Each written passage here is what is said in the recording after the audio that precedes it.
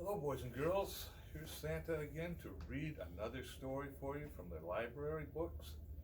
This is The Last Christmas Tree. Almost exactly a month before Christmas, the trees arrived for the holidays on the day before the lot had been empty. Now it was full to bursting. The difference was almost like magic. There were balsam firs, spruce, and pines all lined up neatly at a slight tilt.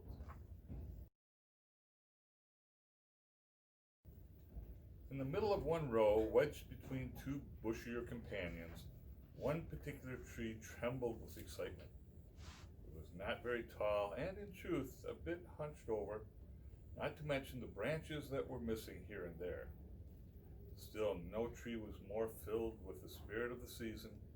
Surely everyone would see that at once.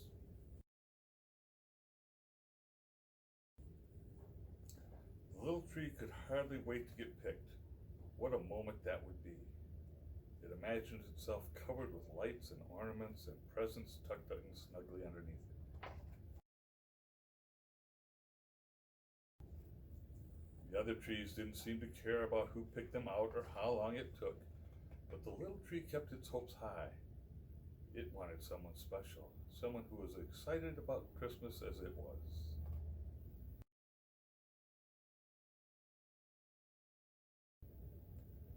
As the days passed, the trees were sold one by one. A few people made up the minds in an instant. They knew what they wanted, and that was that. Others went back and forth for what seemed like hours, and sometimes was.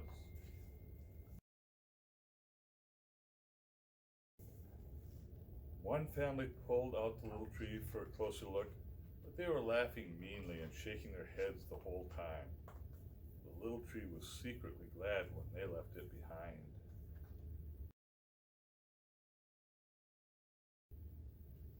As time went on, the remaining trees were spread out, the better to show themselves off. No longer hemmed in, the little tree tried to stand up straight and puff itself out as much as possible. But nobody seemed to notice. The lot got emptier and emptier. The few unsold trees found their prices marked down again and again and again.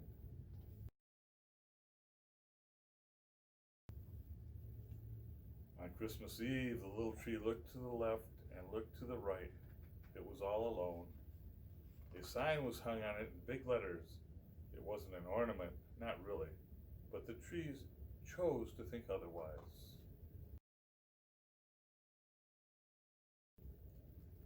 The night was cold and clear, and the little tree got rather sleepy. Just before dawn, it thought it heard a jingling sound. It was hard to be sure.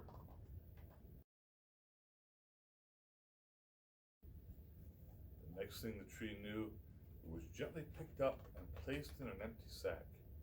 That wasn't what the tree had expected at all.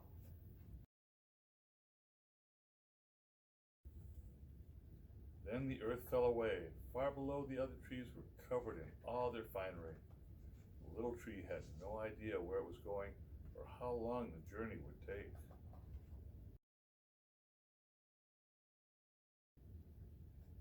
But when it arrived at last,